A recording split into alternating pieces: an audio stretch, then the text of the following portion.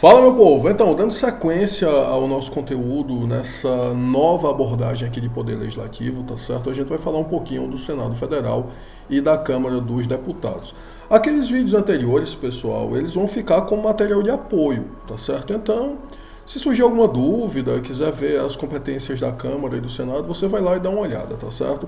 Só que a gente vai tentar construir um enfoque um pouco mais objetivo, que era um enfoque que a gente trabalhava quando a aula era presencial.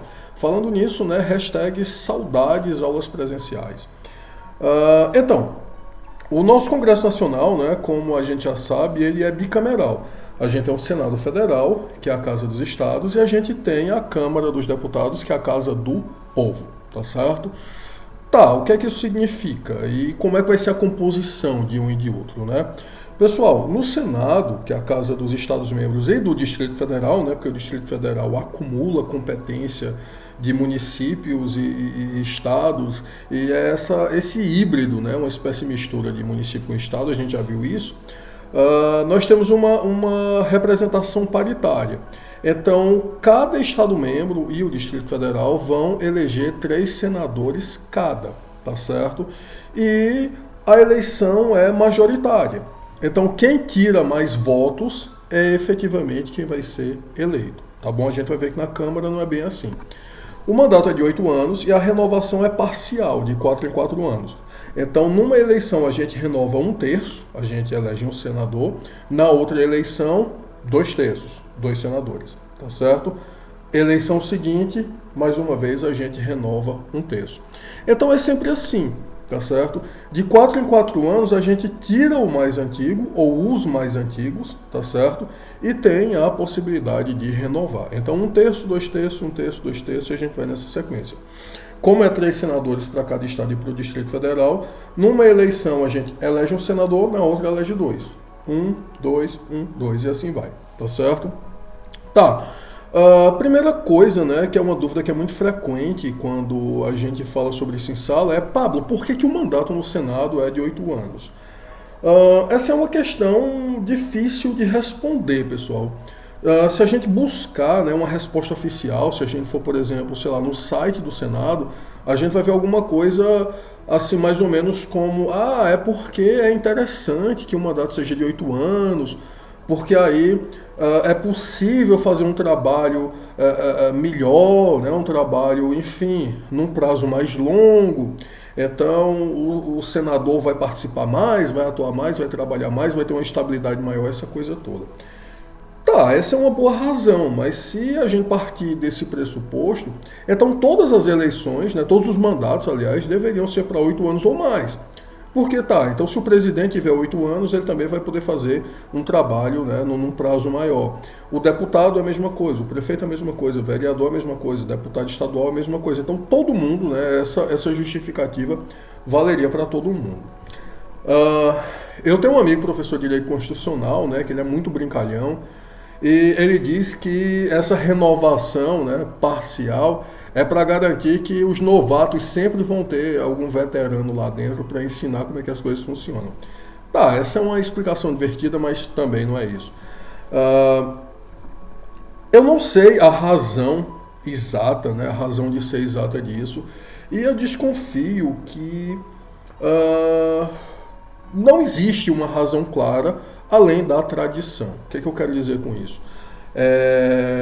No Império Brasileiro, né, quando o Brasil era um Estado unitário, já existia o Senado Federal, tá certo? Só que não tinha Câmara dos Deputados, existia o Senado Federal. E aí, quando a gente se tornou uma federação, né, quando surgiu a Câmara dos Deputados, o que é que aconteceu? O mandato dos senadores, que antes já era um mandato mais longo, ele permaneceu sendo mais longo, talvez até como uma forma de, não sei, hierarquizar, deixar o Senado como sendo uma casa mais nobre do que a Câmara, a casa do povão, alguma coisa assim. Então talvez tenha alguma razão dessa natureza, tá certo? Isso não estou afirmando isso, tá certo? Isso é uma hipótese minha, tá bom? Com base no que eu já estudei, mas enfim, eu também não tenho nenhuma prova definitiva sobre isso. Tá, tudo bem. Então, é assim que funciona. A gente tem essa renovação parcial, tá certo? E cada senador vai ser eleito com 2 suplentes. para eventuais afastamentos, o cara, ou impedimentos, o cara, enfim, renunciou, foi cassado, sei lá, morreu, qualquer coisa assim, tem um suplente que vai assumir no lugar dele, tá certo? É o reserva, digamos assim. E é assim que o Senado funciona. E aí chegamos na Câmara dos Deputados. Aqui a coisa é um pouquinho mais complexa, então vou precisar muito da atenção de vocês, tá bom? Tá, na Câmara o mandato é de 4 anos, tá certo? Como os demais mandatos em geral. E é permitida a reeleição, legislativo é permitida a reeleição, vocês sabem disso, tá bom? Na Câmara nós temos 513 deputados e a representação é proporcional. Proporcional ao quê? Aos habitantes do Estado, tá certo? Aos eleitores do Estado. Então, no Estado que tem mais gente, vai eleger mais deputados. E um Estado que tem menos gente, população menor, vai eleger menos, tá certo? Sendo que nós temos um mínimo de 8 deputados e um máximo de 70.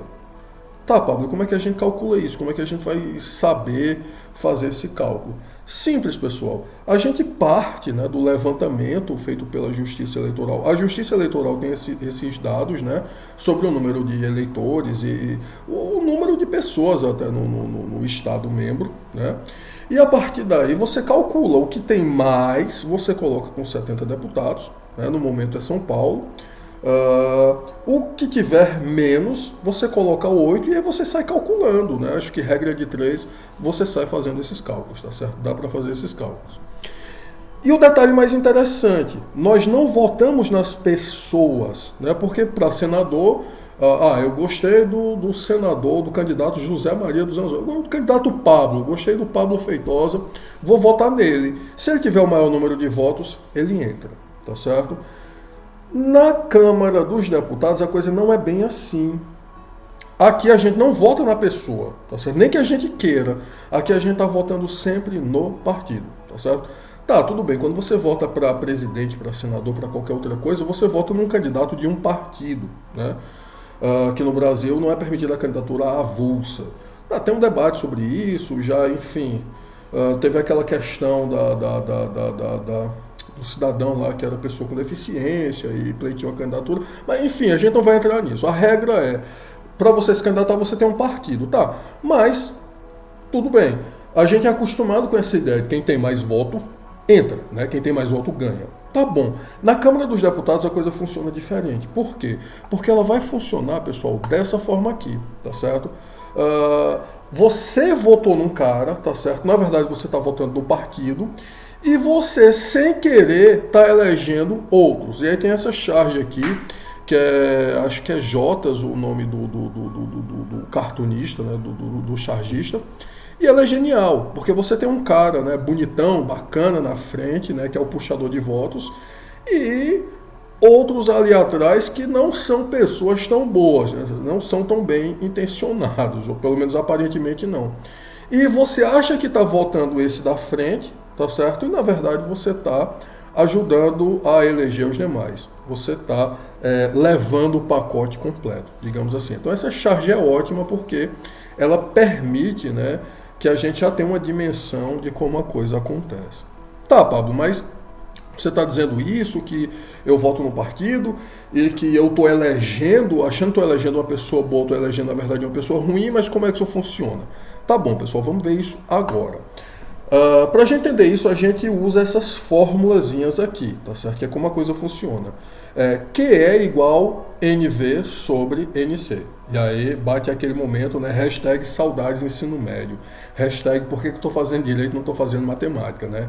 E quando eu faço isso em sala, quando eu falo isso em sala, dá aquele desespero, assim, né? Já aconteceu de gente dizer, Pablo, pelo amor de Deus, eu sou de humanas. Eu vim fazer direito justamente porque eu não tenho a menor afinidade com cálculo. Tá, eu também não sou o maior fã, não. Gosto de exatas, mas, enfim, prefiro as humanidades, ciências sociais. Mas é necessário, a gente precisa abordar essa danada dessa forma e ela é bem simples. Tá, QE igual a NV sobre NC. O que isso significa? QE, pessoal, é o quociente eleitoral, que é a chave do negócio todo. NV é o número de votos válidos e NC é o número de cadeiras, de vagas que você tem. Tá certo? Então, guarda essa fórmula. QE igual a NV sobre NC. Quociente eleitoral igual a número de votos válidos dividido por número de cadeiras. Tá bom? Certo. Para a gente ilustrar isso, vamos trabalhar aqui com números bem simples, bem fáceis.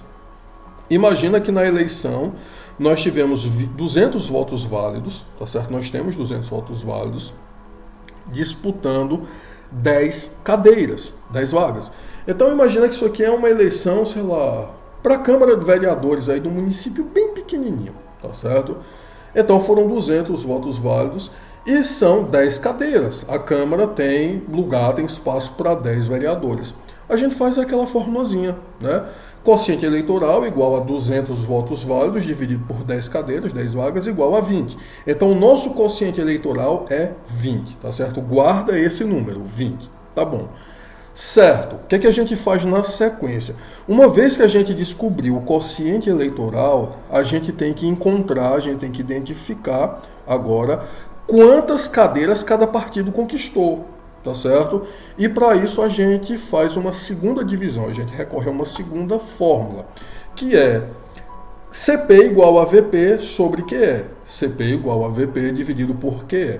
CP é cadeiras do partido, tá certo? VP são votos do partido e QE é quociente eleitoral, tá certo? Então como é que isso vai funcionar? Você divide, né, o número de votos do partido pelo quociente eleitoral e aí você descobre o número de cadeiras do partido. Detalhe interessante, os territórios federais, já que não existe nenhum na atualidade, nenhuma autarquia territorial, mas se existissem, eles elegeriam 4 deputados independentemente da quantidade de pessoas, independentemente da sua população. Tá, isso é só uma curiosidade, tá certo? Vamos lá. CP igual a VP sobre QE. Vamos transformar isso agora, vamos continuar com aquele exemplo, tá bom? Certo. Lembrando que o QE, né, o quociente eleitoral, era 20. Agora vamos imaginar que o PC, Partido Constitucional, teve o seguinte resultado.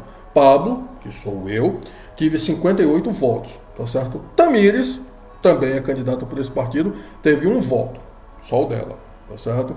Nem a mãe votou nela. E Francisco, tá certo? Também professor de Direito Constitucional, também candidato, também teve 1 voto, tá certo? Só o dele, mesma situação, ninguém mais votou nele. Pessoal, o que é que vai acontecer aqui? Como é que a gente vai descobrir quantas cadeiras, né, quantas pessoas o Partido Constitucional vai eleger? A gente tem que dividir. Primeiro a gente descobre o número dos votos do partido, né? Então Pablo 58 votos, Tamires 1, 59, Francisco 1, 60. Então o total são 60 votos. E aí a gente joga naquela segunda fórmula, tá certo? A gente vai fazer o seguinte. O quociente eleitoral era 20. O PC, Partido Constitucional, teve 60 votos. Então, 60 dividido por 20, tá certo? Vai dar 3, que é o número de cadeiras do partido. Então, isso significa dizer que o Partido Constitucional conquistou 3 cadeiras. Se ele tinha 3 candidatos, os 3 entram, tá certo? Então, isso significa dizer que Tamires, que tirou só 1 voto, se elege. Francisco, que tirou só 1 voto, também se elege e vai ser, nesse nosso exemplo aqui, seriam vereadores, tá certo? Acho que ficou claro isso, acho que deu para entender. Só para esclarecer uma coisa, né, muito importante, pessoal. Quando eu estava construindo o slide, eu pensei, vou colocar a Tamires como a puxadora de votos, vou colocá-la com 58 votos. Aí depois eu pensei, mas aí Francisco pode se chatear comigo. Então eu vou colocar Francisco. Não, mas aí que a Tami pode se chatear. Eu pensei, quer saber de uma coisa? Eu vou ser o puxador de votos e eles vão se eleger aí na minha aba, né, se aproveitando de mim. Enfim, então para não, sei lá, magoar ninguém, eu me coloquei como puxador de votos, tá certo? Mas eu quero deixar claro que isso não tem nenhuma relação com aquela charge, nada assim não. Tamires e Francisco são fantásticos, são maravilhosos, são professores excelentes e pessoas excelentes, tá certo? É só que, como eu não consegui escolher entre um e outro, eu me coloquei como o puxador de votos, tá certo? Tá bom. Encerrada essa digressão, né, ficou claro como é que a coisa funciona, né? Ficou claro como é que é esse sistema do puxador de votos. Isso permite a gente entender também, pessoal, como é que um candidato às vezes tira meio mundo de voto, às vezes é o terceiro mais bem votado, já aconteceu em Recife, tá certo? Já deve ter acontecido em algum município por aí, dele ser até o mais bem votado de todos e ainda assim ele não se eleger. Por que isso acontece? Vamos descobrir, vamos voltar aqui, tá certo? Vamos retornar aqui. Tá aqui. Pronto. CP, cadeiras do partido igual a votos do partido sobre o quociente eleitoral. Lembram que eu tive 58 votos, tá certo? E o quociente eleitoral é 20. Imagina agora a seguinte situação. Imagina que, por exemplo, Iamara teve 19 votos. Tá certo? 19 votos. Veja, se ela teve 19 votos, é muito mais votos do que, por exemplo, Tamires, Francisco. É um absurdo de votos. Só que 19 dividido por 20, né, dividido pelo quociente eleitoral, dá menos que 1. Então, o partido dela não teria conquistado nenhuma vaga. É isso, pessoal. É por isso que, às vezes, o candidato é extremamente bem votado, tá certo? Mas o partido não atinge o quociente eleitoral e ele fica de fora. E aí, em outro partido, você tem um candidato que teve poucos votos, tá certo? Bem menos, mas porque o partido tem um grande puxador de votos, ou alguns grandes puxadores, ele conquista um grande número de cadeiras e aí acaba todo mundo entrando. Então é assim que funciona. E é por isso que eu estou convencido que esse é uma das causas, né? Eu não vou dizer que é a causa, nem sequer a principal causa, mas essa é uma das causas pelas quais a gente tem tanto problema no Brasil, a gente tem tanta corrupção, a gente tem tantos problemas no Brasil. Porque o que acontece, pessoal? A gente tem esse cenário que, vamos combinar, poucas pessoas entendem como isso acontece. Sabe? Poucas pessoas sabem que estão votando no partido e não no candidato. Então o camarada vota, sei lá, numa pessoa, enfim, que ele gosta muito, simpatiza muito, sei lá, o Tiririca, tá certo? Que tirou um absurdo de votos. Só que você não está colocando só o Tiririca, não está elegendo só o Tiririca. Você está elegendo ele e mais 2, 3, sei lá mais quantos, tá certo? E aí o que acontece? Você não sabe quem são essas outras pessoas, você não sabe quais são as propostas delas, você não sabe nem como é que elas estão se elegendo, tá certo? E aí, muitas vezes, inclusive, o partido faz o seguinte, ele coloca o puxador de votos para votar de acordo com a população, tá certo? Então, Tiririca, querido, tu só vota para agradar a população, tá certo? Ou às vezes, sei lá, é da índole dele, ele vota assim porque ele realmente acha, tá certo? E os outros que entraram ali por trás, né, que entraram graças ao puxador de votos, aqueles só votam para lascar o povo, tá certo? Então isso acontece também. Eu quero deixar claro que eu mencionei o Tiririca porque de fato ele é um grande puxador de votos e ele não se elegeu sozinho, ele levou mais outros, tá certo? Mas eu não tenho absolutamente nada contra ele.